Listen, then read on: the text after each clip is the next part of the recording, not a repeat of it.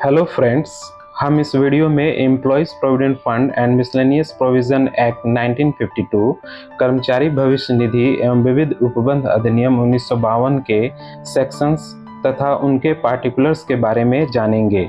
Video बार बार देखने से आप सेक्शंस तथा उनके पार्टिकुलर्स को आसानी से मेमोराइज कर सकते हैं। वीडियो बनाने का मकसद एपीएफ एक्ट को आम नागरिकों तक पहुंचाना है। आप वीडियो में अंत तक बने रहिए और अच्छा लगे तो लाइक तथा सब्सक्राइब करें ताकि फ्यूचर में आपको ऐसे ही वीडियो का नोटिफिकेशन मिलते रहे। तो चलिए शुरू करते हैं।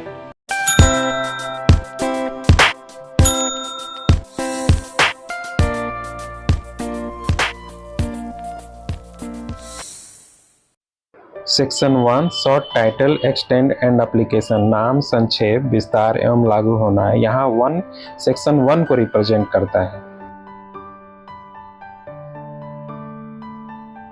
सेक्शन 2 डेफिनेशन, परिभाषाएं। Section 2A establishment to include all departments and branches, संस्थान में सभी विभाग एवं शाखाएं शामिल होंगी। Section 3 Power to apply Act to an establishment which has a common provident fund with another establishment. दूसरी संस्थान के साथ भविष्य निधि में सहभागी संस्थान पर अधिनियम लागू करने की शक्ति। Section 4 Power to add to Schedule 1 अनुसूची 1 में और जोड़ने की शक्ति। Section 5 Employees Provident Funds scheme, कर्मचारी भविष्य निधि योजना।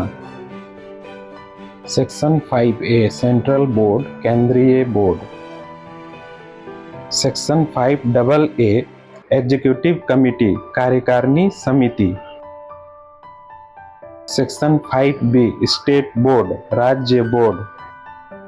Section 5C board of trustees to be body corporate, न्यासी बोर्ड एक निगमित इकाई होगा।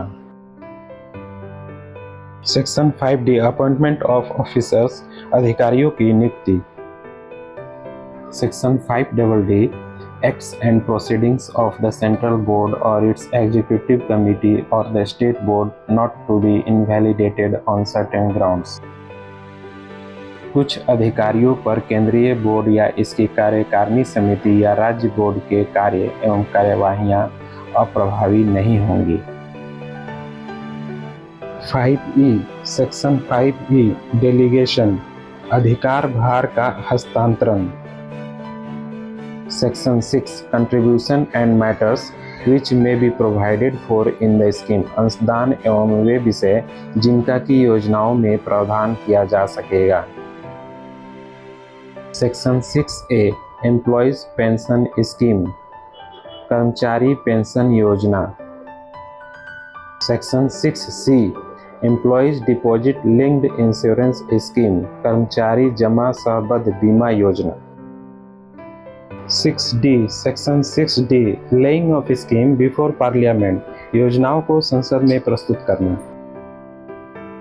सेक्शन 7 मॉडिफिकेशन ऑफ स्कीम, योजना में संशोधन। Section 7A determination of money due from employers, नियोक्ताओं द्वारा देय राशियों का निर्धारण। 7B section 7B review of orders passed under section 7A, धारा 7A के अंतर्गत पारित आदेशों का पुनरावलोकन। 7C section 7C determination of escaped amount, छूटी हुई राशियों का निर्धारण। 7D section 7D employees provident funds appellate tribunal, कर्मचारी भविष्य निधि अपीलीय न्यायाधिकरण। 7I section 7I appeals to tribunal, न्यायाधिकरण में की जाने वाली अपीलें। 7J section 7J procedure of tribunal, न्यायाधिकरण में की जाने वाली अपीलें। 7K section 7K right of appellant to take assistance of legal practitioner and of government etc to appoint presenting officers, appeal करने वाले को वकील की सहायता लेने तथा सरकार आदि को प्रस्तुति अधिकारी नियुक्त करने का अधिकार। 7I section 7I order of tribunal, न्यायाधिकरण के आदेश। 7O section 7O deposit of amount due on filing appeal, appeal से पूर्व देय राशियों का जमा कराया जाना। 7Q section 7Q interest payable by the employer, नियोक्ता द्वारा देय ब्याज। 8 section 8 mode of recovery of money due from employers, नियोक्ता से बकाया रकम की वसूली के तरीके। 8A section 8A recovery of money by employers and contractors, नियोक्ताओं तथा ठेकेदारों द्वारा धन राशियों की वसूली। 8B section 8B issue of certificate to the recovery officer, वसूली अधिकारी को प्रमाण पत्र जारी करना। Section 8C recovery officer to whom certificate is to be forwarded, वसूली अधिकारी जिसे प्रमाण पत्र अग्रेसित किया जाएगा। 8D section 8D validity of certificate and amendment thereof, प्रमाण पत्र की वैधता तथा उसके संशोधन। 8E section 8E stay of proceedings under certificate and amendment or withdrawal thereof, प्रमाण पत्र के अंतर्गत कार्यवाही पर रोक तथा संशोधन या उसकी वापसी। 8F section 8F other modes of recovery, वसूली के दूसरे तरीके। 8G section 8G application of certain provision of income tax act, आयकर अधिनियम के कुछ प्रावधानों का लागू होना। 9 section 9 fund to be recognised under act 11 of 1922, निधि 1922 के 11वें अधिनियम के अंतर्गत मान्यता प्राप्त होगी। सेक्शन 10 प्रोटेक्शन अगेंस्ट अटैचमेंट, कुर्की के विरुद्ध संरक्षण। Section 12 employer not to reduce wages, नियोक्ता वेतन मजदूरी आदि कम नहीं करेगा। सेक्शन 13 इंस्पेक्टर्स, निरीक्षक। सेक्शन 14 पेनल्टीज, दंड। Section 14A offences by companies, company द्वारा अपराध।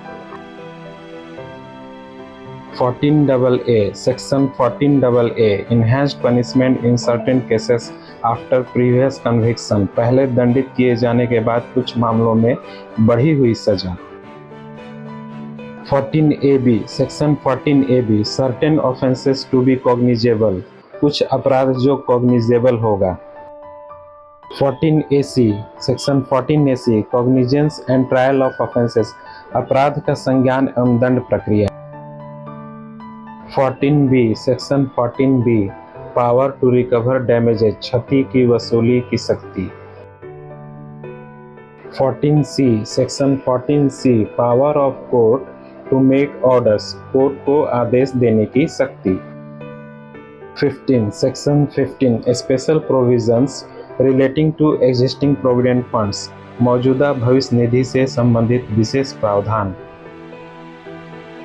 16 section 16 act not to apply to certain establishments, act कुछ एस्टेब्लिशमेंट पर लागू नहीं होगा। 16A section 16A authorizing certain employers to maintain provident fund accounts, certain employers को provident fund accounts को maintain करने के लिए ऑथराइज करना। 17 सेक्शन 17 पावर टू एग्जेम्प्ट, छूट देने की शक्ति।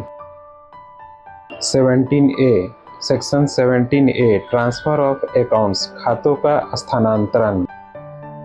17AA act to have effect notwithstanding anything contained in act 31 of 1956, 1956 के 31वें एक्ट के प्रावधानों के बावजूद यह एक्ट लागू होगा। 17B section 17B liability in case of transfer of establishment, establishment के ट्रांसफर के मामले में देनदारियों की जिम्मेदारी। 18 section 18 protection of action taken in good faith, सद्विश्वास में की गई कार्यवाही को संरक्षण। 18A section 18A presiding officer and other officers to be public servants, पीठासीन अधिकारी तथा अन्य अधिकारी लोक सेवक होंगे। सेक्शन 19 डेलीगेशन ऑफ पावर्स, शक्तियों का हस्तांतरण। 20 section 20 power of central government to give directions, निर्देश देने की केंद्रीय सरकार की शक्ति। 21 section 21 power to make rules नियम बनाने की शक्ति। 22 section 22 power to remove difficulties कठिनाइयों को दूर करने की शक्ति।